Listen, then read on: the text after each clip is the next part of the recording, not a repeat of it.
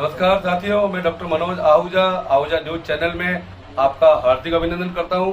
Ahuja news bulletin देखने से पहले हम आपको बता दें, हमारा न्यूज चैनल कोई प्रोफेशनल चैनल नहीं है। आपकी आवाज को उचित मंच तक पहुंचाना हमारी पहली प्राथमिकता है। आपको कानून की विशेष जानकारियां देना हमारा मुख्य उद्देश्य है। हमारे से जुड़े रहने के लिए आप हमारे न्यूज चैनल को अपने मोबाइल पर सब्सक्राइब करें। आपकी समस्या व आपका कोई भी सुझाव हो तो हमारे रजिस्टर्ड मोबाइल नंबर पर भेजें। तो आइए देखते हैं आज की विशेष खबरें आहूजा न्यूज चैनल के साथ। शहर के शिवाजी नगर स्थित श्री ब्रज मधुकर स्मृति भवन में चातुर्मास हेतु विराजमान महाश्रमणी गुरु माता महासती श्री पुष्पवती जी मारासा आदि ठाना 7 के शुभ सानिध्य में जिनवाणी की अविरल धारा प्रवाहित हो रही है। उपप्रवर्तिनी सद्गुरुवर्या श्री डॉक्टर राजमती जी मारासा ने धर्म सभा को संबोधित करते हुए फरमाया, कर्म विज्ञान को समझने वाला संवर निर्जरा रूप धर्म को भली भांति समझकर बाह्य और अभ्यंतर तप साधना कर सकता है। ऐसा करने से अशुभ कर्म विपाक शुभ कर्म विपाक में बदल सकता है और आने वाली बुराइयों और विपत्तियों से अपनी रक्षा कर सकता है। जिनवाणी श्रवण करने से भावों में हार्दिक परिवर्तन करने वाला घोर पापी भी क्षमा और क्षमता का अमोघ शस्त्र अपनाकर शीघ्र अपने कर्म क्षय करके सर्व कर्म मुक्त हो सकता है। साध्वी डॉक्टर राजरश्मि जी मारासा ने फरमाया, बिना भाव के सब द्रव्य अर्थात दान, शील, तप, स्वाध्याय आदि जितने भी धार्मिक कृत्य है उनका फल अल्पतम होता है। भाव शून्य क्रिया कभी फलप्रदायिनी नहीं हो सकती। शुद्ध भाव नहीं तो जन्म भर किए गए सत्कर्म भी व्यर्थ हो जाते हैं। साध्वी डॉक्टर राजरिद्धि जी मारासा ने फरमाया, सांसारिक भोग किंपाक फल के समान होता है, जिनका वर्ण, गंध, रस, स्पर्श सब तरह से सुंदर होता है, परंतु खाने वाला शीघ्र मृत्यु को प्राप्त होता है। इसी प्रकार भोगों में लिप्त रहने वाला भी दुख को प्राप्त होता है। जो मनुष्य इंद्रियों, आत्मा, मन पर अनुशासन करता है, स्वेच्छा से विधि पूर्वक धर्म के मार्ग पर गमन करता है, वह आत्मा को भव के भ्रमण से मुक्त करने में समर्थ हो सकता है। वात्सल्य प्रभावना एवं प्रश्नोत्तरी पुरस्कार का लाभ गुरु भक्त परिवार ने लिया। संघ अध्यक्ष सूर्य प्रकाश कोठारी, संयोजक संपत राज मेहता आदि आगामी कार्यक्रमों की व्यवस्थाओं को समुचित ढंग से व्यवस्थित करने में लगे हैं। प्रभु महावीर निर्माणोत्सव पर तेला तप के पारने एवं महामंगलिक 26 अक्टूबर को होना है, जिसका लाभ श्रीमान पदमचंद सुराना परिवार ने लिया है। श्री संघ के तत्वावधान में महामंत्री अनिल जी सोनी एवं राजीव चौरदिया तेला तप के लिए भी श्रावक श्राविकाओं को प्रेरित कर रहे हैं। शहर के दयानंद महाविद्यालय में 17 अक्टूबर से 18 अक्टूबर 2 दिवस तक सोफिया गर्ल्स कॉलेज अजमेर द्वारा आयोजित अंतर महाविद्यालय खो खो वॉलीबॉल महिला अंतर महाविद्यालय प्रतियोगिता का आयोजन किया गया, जिसमें दयानंद महाविद्यालय ने अपनी बात शायद बरकरार रखते हुए दोनों प्रतियोगिताओं में स्वर्ण पदक प्राप्त किया। खो खो प्रतियोगिता में दयानंद महाविद्यालय अजमेर ने सेमीफाइनल में एसएमएम महाविद्यालय भीलवाड़ा को एक पारी 18 अंक से पराजित कर फाइनल में प्रवेश किया। फाइनल में मेजबान सोफिया कॉलेज के साथ मुकाबला रहा, जिसे दयानंद महाविद्यालय अजमेर ने अपने खेल का शानदार प्रदर्शन करते हुए सोफिया को एक पारी 16 अंकों से हराकर विजेता का खिताब जीता। दयानंद महाविद्यालय की ओर से कंचन सुनीता नीतू निशा यादव का खेल सराहनीय रहा। टीम मैनेजर नैनाराम जाजड़ा व टीम कोच हरीश मोहम्मद थे। वॉलीबॉल प्रतियोगिता में दयानंद महाविद्यालय अजमेर ने अपने प्रतिद्वंदी सम्राट पृथ्वीराज चौहान राजकीय महाविद्यालय अजमेर को 2-1 से हराकर फाइनल में प्रवेश किया, जहां उसका मुकाबला एनडीवीपी भीलवाड़ा कॉलेज के साथ हुआ। दयानंद महाविद्यालय ने अपने खेल का शानदार प्रदर्शन करते हुए 30 से विजयश्री प्राप्त कर खिताब अपने नाम किया। दयानंद महाविद्यालय की ओर से निकिता, साक्षी, रोशनी, अंजलि, कुसुम का खेल सराहनीय रहा। टीम के कोच व मैनेजर नैनाराम जाजड़ा थे।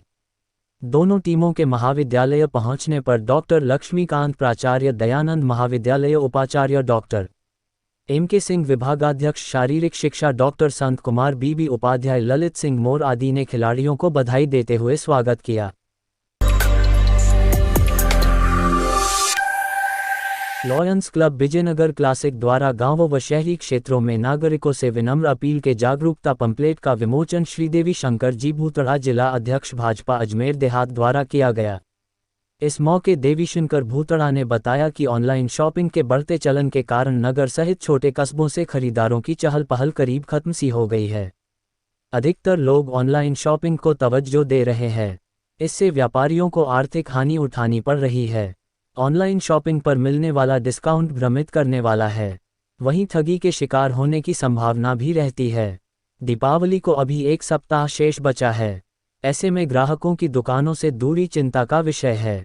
विजयनगर में आसपास के गांवों के द्वारा खरीद की जाती है। क्षेत्र के लगभग 1,50,000 से भी अधिक की आबादी विजयनगर के बाजारों में खरीदी के लिए आते हैं। वहीं विभिन्न व्यवसायों से संबंधित दुकानदारों की संख्या सैकड़ों में है, लेकिन हर दुकानदार आर्थिक मंदी से जूझ रहा है। आशीष सांड ने कहा कि सबसे ज्यादा असर मोबाइल, कपड़ा, फुटवियर, फर्नीचर और इलेक्ट्रॉनिक, किराना व अन्य बहुत से सामानों के व्यवसायियों को नुकसान उठाना पड़ रहा है। त्योहारों के सीजन में ग्राहकों के लिए कितना स्टॉक कर रखें यह तय नहीं हो पा रहा है। इसलिए लॉयंस क्लब विजयनगर द्वारा ऑनलाइन खरीद का बहिष्कार कर बाजारों में रौनक बढ़ाने का आग्रह क्षेत्र वासियों से किया है। इस मौके पर लॉयंस क्लब अध्यक्ष लॉयन आशीष सांड, zone chairman lion Amit Lodha, lion club सचिव ज्ञानचंद प्रजापत, धर्मीचंद खटोर, सतीश ओझा, जयमल रेहलानी, संपत सैन, ओम प्रकाश शर्मा, आदित्य शर्मा आदि मौजूद थे। देवीशंकर भूतड़ा ने आशीष सांड को बेस्ट प्रेसिडेंट के अवार्ड मिलने पर शुभकामना भी दी।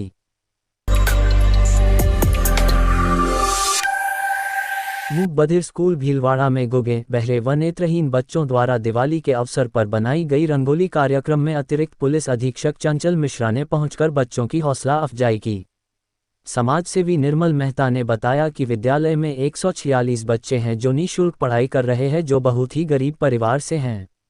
इनमें से सभी छात्राओं की बहुत ही इच्छा थी भीलवाड़ा जिले में कार्यरत महिला ऑफिसर इस कार्यक्रम में आए और हमारा उत्साहवर्धन करें, जिस पर उन्होंने राजस्थान पुलिस सेवा की अधिकारी चंचल मिश्रा, अतिरिक्त पुलिस अधीक्षक शाहपुरा भीलवाड़ा तथा नगर परिषद आयुक्त दुर्गा कुमारी से निवेदन किया। इस पर मंगलवार को दोनों ऑफिसर्स ने करीब 1 घंटे से ज्यादा समय इन बच्चों के साथ बिताया। इन सब की रंगोली सहित शिक्षा पद्धति की जानकारी ली, जिससे बच्चों का उत्साहवर्धन हुआ और इन बच्चों को आगे शिक्षा के प्रति जागरूक रहने की प्रेरणा मिली। इस अवसर पर दोनों अधिकारियों का अभिनंदन व आभार व्यक्त किया गया। मेहता ने कहा कि दोनों अधिकारियों की उपस्थिति से बच्चों को दिवाली की सच्ची बधाई व शुभकामनाएं मिली। वास्तव में उन बच्चों के चेहरे की खुशी देखने लायक थी।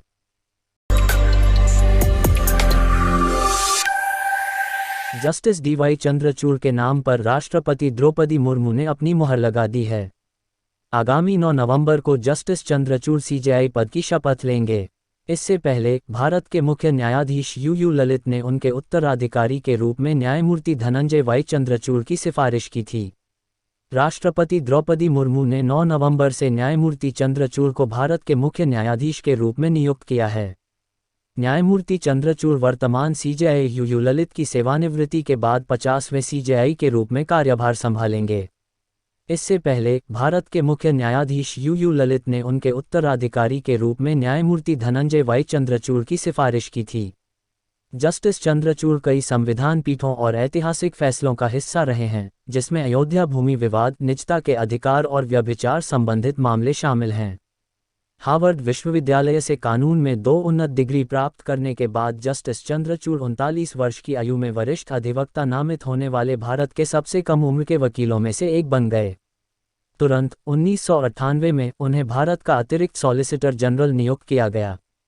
एक वकील के रूप में अपने समय के दौरान उन्होंने ओक्लाहोमा विश्वविद्यालय में अंतर्राष्ट्रीय कानून भी पढ़ाया और 1988 से 1997 तक बॉम्बे विश्वविद्यालय में तुलनात्मक संवैधानिक कानून में एक गेस्ट प्रोफेसर थे।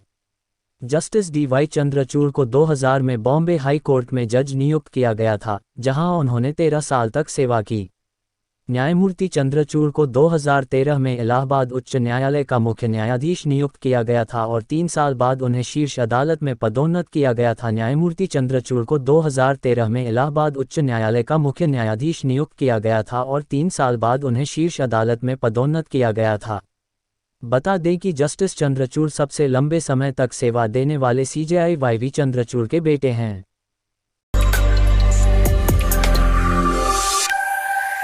दयानंद महाविद्यालय में मंगलवार को भौतिक शास्त्र विभाग की ओर से सोलर विषय पर कार्यशाला का आयोजन किया गया। महाविद्यालय प्राचार्य डॉक्टर लक्ष्मीकांत ने बताया कि वर्तमान समय में सोलर एनर्जी एक महत्वपूर्ण ऊर्जा के रूप में विकल्प दिया है। इसी विषय पर दयानंद महाविद्यालय के भौतिक शास्त्र विभाग द्वारा मंगलवार को renewable clean and green source of energy solar energy विषय पर कार्यशाला का आयोजन किया गया। इस अवसर पर मुख्य वक्ता के रूप में अजमेर विद्युत वितरण निगम लिमिटेड के एन प्रहलाद तिवारी द्वारा विद्यार्थियों को सोलर एनर्जी विषय पर महत्वपूर्ण व्याख्यान दिया गया। उन्होंने अपने व्याख्यान में बताया कि किस प्रकार परंपरागत ऊर्जा के संसाधन समाप्त होते जा रहे हैं और पर्यावरण को सुरक्षित रखने के लिए सोलर एनर्जी किस प्रकार उपयोगी है। प्रहलाद तिवारी ने अपने उद्बोधन में केंद्र और राज्य सरकार द्वारा सोलर एनर्जी योजना की जानकारी से विद्यार्थियों को अवगत करवाया। इस अवसर पर भौतिक शास्त्र विभाग के स्नातकोत्तर विद्यार्थियों द्वारा 2 लाइट का सोलर सेट महाविद्यालय को भेंट किया गया। प्रहलाद तिवारी द्वारा विद्यार्थियों को सोलर एनर्जी से संबंधित विभिन्न प्रकार के प्रश्नों का जवाब प्रदान किया गया। महाविद्यालय उपाचार्य डॉक्टर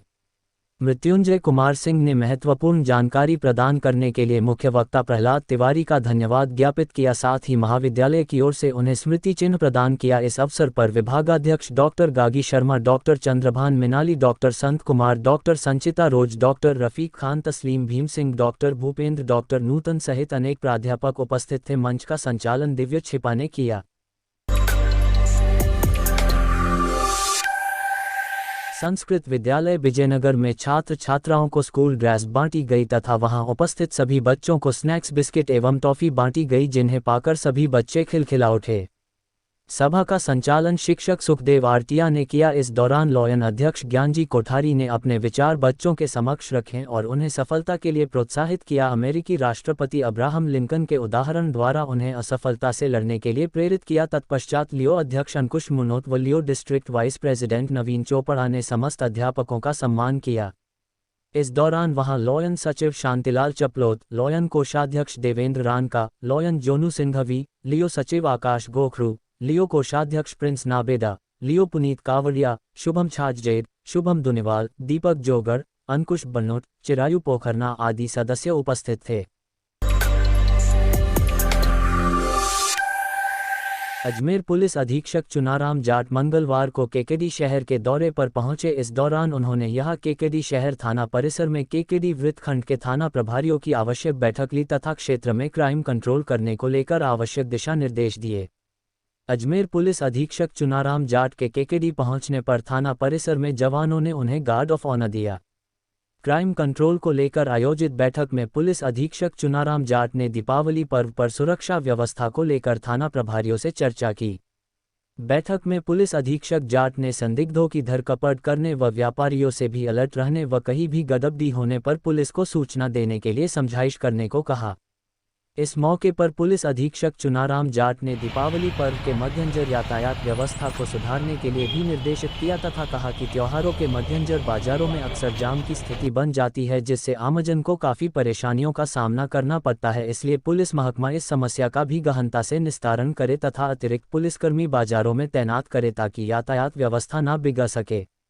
इस मौके पर मीडिया से बात करते हुए पुलिस अधीक्षक चुनाराम जाट ने कहा कि अजमेर पुलिस आमजन की सुरक्षा के लिए हर पल मुस्तैद है। त्योहारों के मद्देनजर अतिरिक्त निगरानी की जा रही है। साथ ही यातायात सहित अन्य आमजन की समस्याओं को लेकर विशेष निर्देश जारी किए गए हैं ताकि आमजन को त्योहारों के मद्देनजर किसी प्रकार की कोई परेशानी न हो सके। बैठक में अतिरिक्त पुलिस अधीक्षक घनश्याम शर्मा, पुलिस उपाधीक्षक खींव सिंह, केकेडी सिटी थाना प्रभारी राजवीर सिंह, केकेडी सदर थाना प्रभारी अनिल देव कल्ला, सरवाड़ थाना प्रभारी सूर्यभान सिंह, भिनाय थाना प्रभारी महावीर मीना, सावर थाना प्रभारी रामस्वरूप चौधरी, भिनाय थाना प्रभारी आदि मौजूद थे।